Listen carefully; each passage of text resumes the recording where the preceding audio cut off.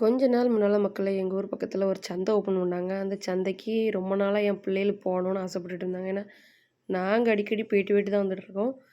சரி பிள்ளைகளுக்கு ரொம்ப ஆசைப்படுறாங்களேன்னு சொல்லிட்டு பிள்ளைகள கூட்டிகிட்டு கிளம்பியாச்சு. அதுக்கு முன்னால எங்கள் ஆக்டிவா விட்டுட்டு பைக்கில் போகலாம் அப்படின்னு சொல்லிட்டு வந்து பைக் எடுத்துகிட்டு கிளம்பிட்டோம். பைக் வந்து என் தம்பி கொண்டுட்டு வந்திருந்தானே எங்கள் தம்பிகிட்டேருந்து வாங்கிட்டு கிளம்பியாச்சு.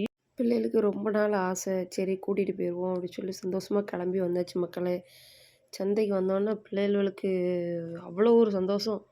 இவ்வளோ ஒரு கூட்டத்துக்குள்ளே நம்மள ஜாலியாக எங்கேயோ பிக்னிக் கூட்டு வந்திருக்காங்க அப்படின்ட்டு. நம்ம கூட்டு போகிறதே இங்கே இருக்க லோக்கலை தான் நம்ம சுற்றி பார்க்க போகிறோன்னு என் பிள்ளைகளுக்கு தெரியாமல் சுற்றிக்கிட்டு கிடக்குங்க.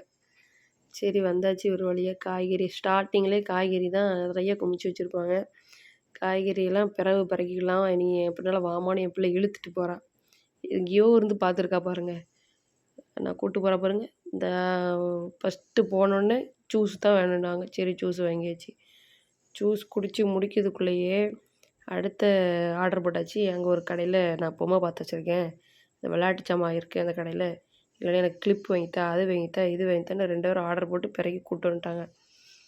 இந்த மாதிரி சின்ன கிளிப்லாம் எடுத்தாக்கி 3 10 ரூபான்னாங்க. சரி பிள்ளைகள ஆசைப்படுதேன்னு கூட்டிகிட்டு வந்தா மொத்த கடையும் எழுதி வாங்கிட்டு வந்துருவாங்க போல. அதை வாங்குங்க இதை வாங்குங்கன்னு கடைசியில் என்னென்னலாமோ பிறக்கி வச்சுட்டு வந்திருக்காங்க பாருங்க மக்களே. நம்ம ஷாப்பிங் முடிஞ்சிருச்சா? ஓகே முடிஞ்சிருச்சு.